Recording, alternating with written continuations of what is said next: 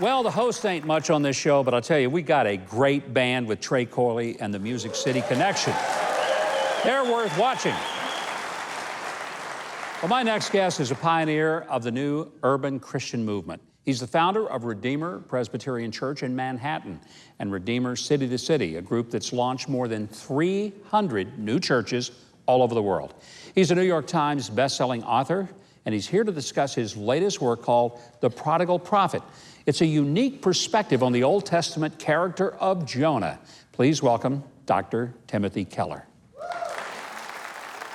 Dr. Keller, truly an honor to have you with us. You've written a new book. It's all about the prophet Jonah, called The Prodigal Prophet. Yep. This is a guy that seems like he's more afraid of being successful than he is of failing. Well, yes, he is afraid of being successful because he doesn't like the people God has sent him to, and because he's either afraid of them turning toward God and God relenting from his threat to judge them. He doesn't want that to happen.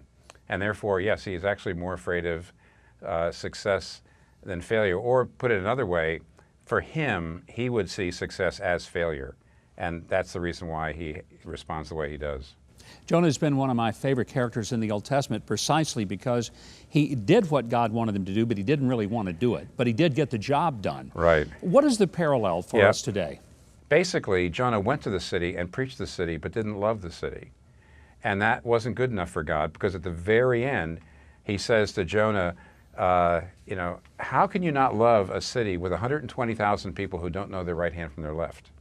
So he's actually telling us that just to preach the word and to tell people what's true and not have love in your heart doesn't work. And God is not satisfied with that. And actually, 1 Corinthians 13 says that too.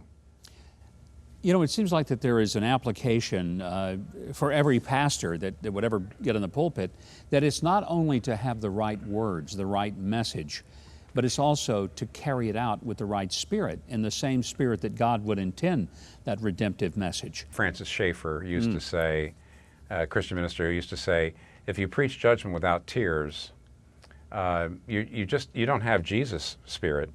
Because when Jesus looked at Jerusalem, and he knew at the time that this was a city that was going to rise up and crush him.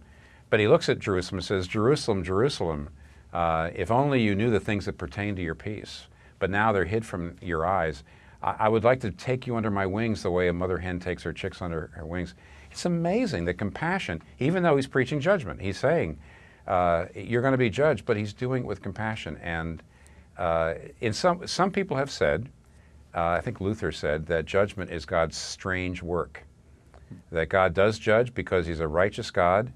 He does not enjoy judging people. He will do it.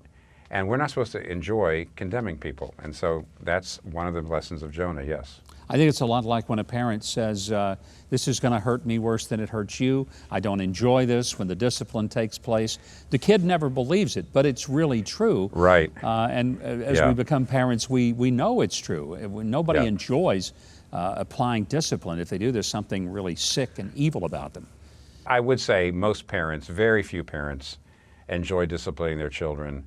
But I do think, I'm afraid, there's too many preachers and Christians who do enjoy condemning people. Oh, I think you're right, and I think that's one of the great tragedies of the modern day church. One of the applications that I drew from the book was that there is an inherent danger that we would want to keep our congregations just like us, and we would be afraid that people might come in of a different color or a different culture. Yeah. When Jesus Christ is asked, what does it mean to love your neighbor? Jesus gives us a picture of the parable of the Good Samaritan. And the Good Samaritan risks his life because it was a dangerous road to stop on. And he gives practical material help to someone who is racially and religiously different. Someone of a different race, different religion. And that's the person Jesus points to when someone says, what does it mean to love my neighbor? Jonah is, you might say, the anti-Good Samaritan. He's the opposite. Because God asks him to go to people who are racially and religiously different, and he doesn't want to go. And at the end, he only goes begrudgingly. And it's clear that the book is trying to tell us that this is wrong, because all through the book, whenever Jonah is brought into a relationship with the pagans, he despises. So the pagan sailors, in chapter 1, the pagan Ninevites in chapter 3. Every time he's brought into close contact with them, the author of the book shows us the pagans are more admirable. They act more admirably. They show more humility. They show more graciousness, which to me is a way of saying that yes, Jonah is being called on the carpet by the author of the book for his attitude toward people of other races. By the way, it also shows us that what the New Testament says is right, and that is that we're all equally lost and we all equally need grace. Religious people as well as irreligious people, everybody needs the grace of God. And maybe one of the most off-putting things that we ever reject as believers is a sense of elitism or better-than-youism. I think you certainly speak to that as you discuss the prophet Jonah. Your congregation has been incredibly effective. I know you've kind of backed away from the week-to-week pulpiteer responsibilities, but to go into Manhattan and have one of the most effective churches in America where people says nobody in Manhattan is interested in the gospel, you've proven them wrong. Well, I would say yes. When we first came, my wife and I and my children came 30 years ago almost, there was plenty of predictions of failure, and actually I wasn't sure either that it would ever fly. I think it's obvious that the gospel message can connect with anybody. I think that's what we proved. You do have to make sure that you state the gospel in a way that's completely faithful to the scriptures, but it's also in the language of the people you're trying to reach, and also connects to their particular areas of sin and need. In other words, the gospel is always bad news and good news. It's always telling people about their sin, how they're trying to save themselves, and then showing them that the thing they're looking for in the wrong places can only be found in Christ.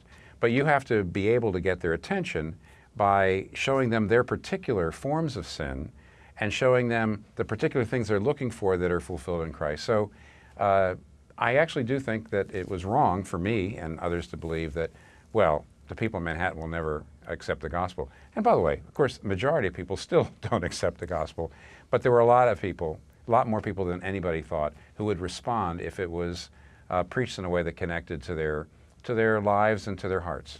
Well, you've certainly been able to do that.